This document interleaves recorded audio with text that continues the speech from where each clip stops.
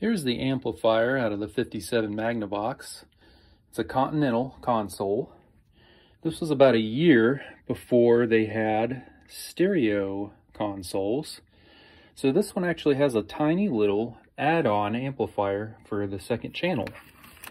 And I think this was something that was added later.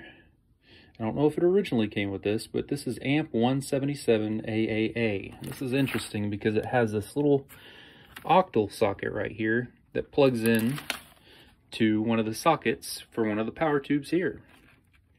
And that's how you power your second channel for stereo. Now this is an amp 150. And this has got five 6v6 tubes and two of these rectifier tubes. Now this is an interesting amp right here. I actually like this amp a lot. I don't think there's a lot of love for these just because they're kind of specific to their application, but this is actually a bi-amp. We've got that quad of 6v6s right here in a parallel push-pull configuration. That's going to drive the 15-inch bass driver in the cabinet. This one right here, that's a single 6v6 that's going to drive the horn. And everything's linked up to this right here. On the other side of this chassis is a crossover. So this thing's got an integrated crossover in it. And right now what I'm doing, I'm recapping. I pretty much got all these caps in. There's not too many caps in this unit. There's this electrolytic cap right here that tested bad. Surprisingly, these are paper and oil caps right here, and there's the old bumblebee cap. These all tested good, surprisingly, on my LC53. This one right here, not so much. It's an electrolytic cap, and it's pretty much all dried out.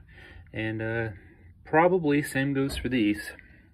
These are the power supply filter caps, these three right here. These are multi-section caps.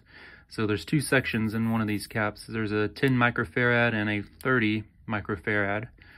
And so we're going to leave these in place, but we are going to disconnect them.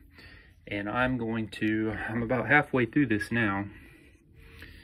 I've added these little discrete modern day radial electrolytic caps and mounted them on these terminal strips. And you just basically unhook everything from the old caps here and route it all to the new caps on these terminal strips. So I'm about halfway done. I got this one that I still need to mount and wire up, and then I got a whole nother one right here I need to put in. That's what I'm working on right here. So there's a 33 microfarad and a 10 500 volts. And next, I've got this cool little Hammond transformer, 166L10. This has got a 115 volt primary and a 10 volt secondary. And what we're going to do is we're going to wire the secondary in series with the primary out of phase. And what that's going to do is you're going to have an output that's 10 volts lower than your input. And that's a good idea to do on these old amps, because when these were made, the voltage in your house was probably 110, 115. And let's see what we got today. Let's see what we're running. A little over 120. I've seen it as high as 126. So it's a little high for these old guys. And let's see what else. We're going to do this cord. I think we're going to replace this cord. This is actually not in terrible shape for how old it is. I've seen them way worse than this, but I'm going to put a modern day cord on it with a we're gonna do a 2-prong, but we're gonna do a polarized cord.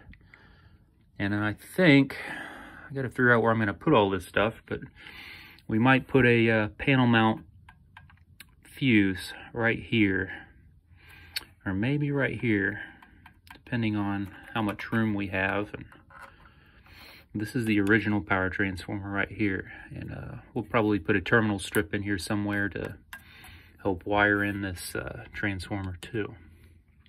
Well, that'll be coming up, so stay tuned. We'll see if we can't knock this out.